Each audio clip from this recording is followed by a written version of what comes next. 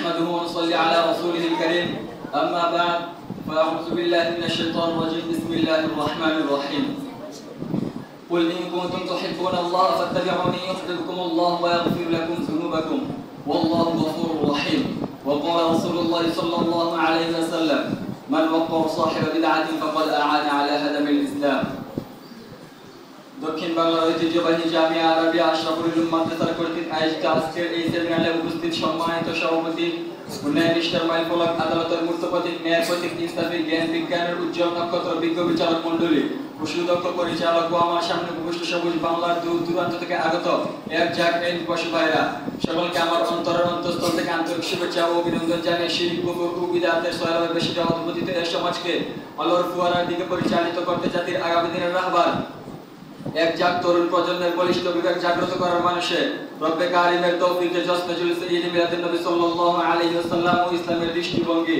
শীর্ষক বিষয় কিঞ্চিত আলোচনা করার চেষ্টা করব ইনশাআল্লাহ।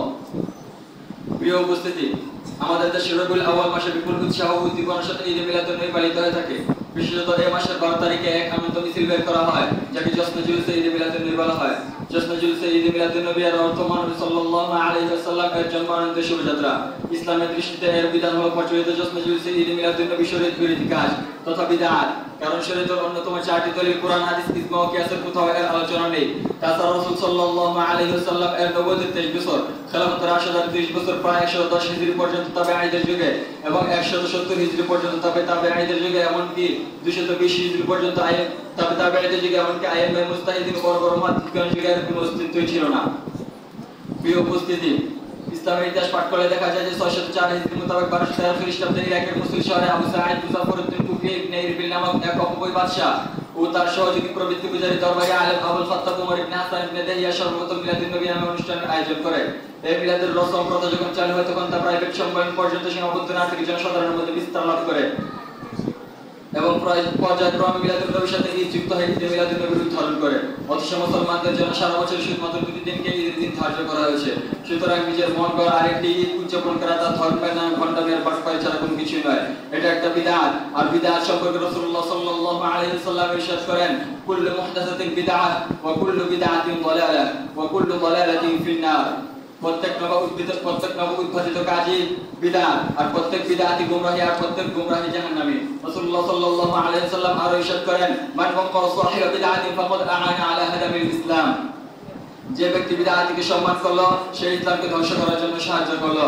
প্রিয় উপস্থিতি, আহলুস সুন্নাহ ওয়াল জামাআতের উলামায়ে কেরামের কথায় একমত যে রবিউল আউয়াল মাসে ঈদ মিলাদুন নবী উদযাপন সম্পূর্ণ বিদআত। আর মানুষ যে সমস্ত নতুন বিদআত আবিষ্কার করেছে তার মধ্যে যাকে তারা বড় ইবাদত মনে করে এবং শরীয়তের নিদর্শন বলে প্রকাশ করে তা হলো ঈদ মিলাদুন নবী। তারা রবিউল আউয়াল মাসে ঈদ উদযাপন করে থাকে।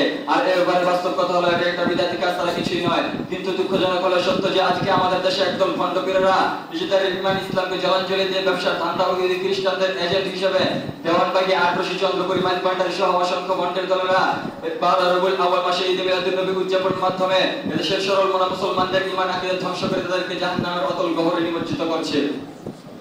প্রিয় উপস্থিতি, যারা সিরাতুন নবী বাদ দিয়ে মিলাদুন নবী নামে অনুষ্ঠান করার জন্য তুলছে তারা নিজেদেরকে আশিক রাসূল এবং নবীর প্রকৃত উম্মত বলে দাবি করে।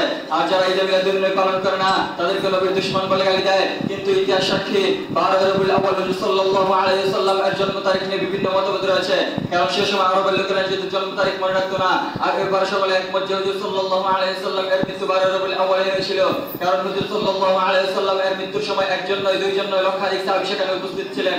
তারা এই তারিখটি বর্ণনা করেছেন। সুতরাং যারা আমার নবীর মৃত্যু দিবসকে আনন্দ দিবস বলে মনে করে, আমি তাদেরকে হুঁশিয়ারি করে বলে দিতে চাই, যদি আবার আমার নবীর মৃত্যু দিবসে আনন্দ মিছিল বের করা হয়, যদি আবার আমার নবীর মৃত্যু দিবসে হারবারটির আয়োজন করা হয়, যদি আবার আমার নবীর মৃত্যু দিবসে ঈদ মিলাদুন নবী পালন করা হয়, তাহলে তোমাদের মতো ওই মুখোশপূর্ণ আশিক রাসূলুল্লাহ নবীর দুশমনদের একটাকে ধরে জবাই করে বঙ্গোপসাগরে ফাঁসি দেওয়া হবে।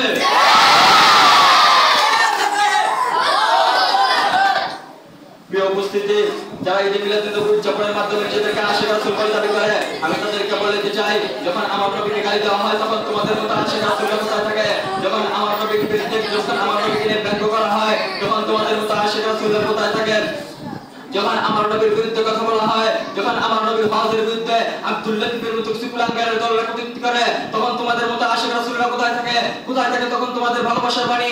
যখন নবীর জন্য রক্ত দেওয়ার প্রয়োজন হয়, তখন তোমাদেরকে খুঁজে পাওয়া যায় না। আর যখন 12 রবিউল আউয়াল হালুয়াটি খাওয়ার সময় আসে, তখন তোমাদের মনে ইসলামের, তখন তোমাদের বুকে 12 ঈদ মিলাদুন্নবী, যখন হালুয়াটি খাওয়ার সময় আসে, তখন তোমাদের মনে ঈদ মিলাদুন্নবী সাজ জেগে ওঠে। শুনে রাখো, স্পষ্ট ভাষায় বলছি, যদি আবার শুনে রাখো, স্পষ্ট ভাষায় বলছি, শাপলার সেই তাজা রক্ত এখনো শুকিয়ে যায়নি, নবী প্রেমিকদের বুকের তপ্ত আগুন এখনো নিভে যায়নি। খোদার নামে শপথ দিয়ে বলতে পারি, যদি আবার নবী প্রেম নিয়ে খেলা করা হয়, যদি আবার শাপলার রক্তে উপবাস করা হয়, তাহলে টেকনাফ থেকে তেতুলিয়া, রূপসা থেকে পাতুলিয়া, এই বাংলার স্বাধীন সাদা মাটির উপর দিয়ে রক্তের বন্যা বইয়ে দেওয়া হবে।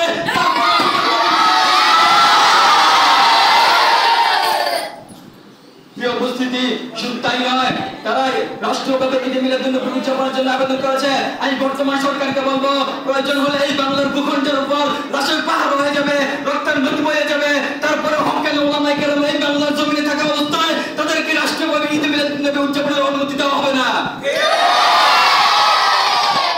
উপস্থিতি, আমি পরিশেষে বলবো, যদি হুজুর সাল্লাল্লাহু আলাইহি ওয়াসাল্লামকে আদর্শ বানাতে চাইলে, নবীর প্রদর্শিত পথে চলতে চাইলে, রাজপথ থেকে গণভবন থেকে সংসদ ভবন পর্যন্ত সর্বত্র ইসলাম কায়েম করতে হবে। আমাদের দেশে আমাদেরকে ইসলাম কায়েম করতে হবে। আকাশ থেকে ফেরেশতা নেমে ইসলাম কায়েম করবে না। কাজেই দিন কায়েমের মহান উদ্দেশ্যকে সামনে রেখে নবীর সিরাত ও জীবনী আমাদেরকে বেশি বেশি আলোচনা করতে হবে।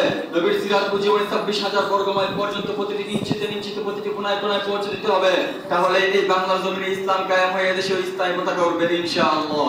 আল্লাহ তাআলা আমাদেরকে সমস্ত বিদআত থেকে হেফাজত করুন এবং যারা এই বিদআতের মধ্যে আছে তাদেরকে হেদায়েত দান করুন। আমিন। নাসরুল মিনাল্লাহি ওয়া ফাতহুন করিম ওয়া বাশশিরিল মুমিনিন। আসসালামু আলাইকুম ওয়া রাহমাতুল্লাহি ওয়া বারাকাতুহু।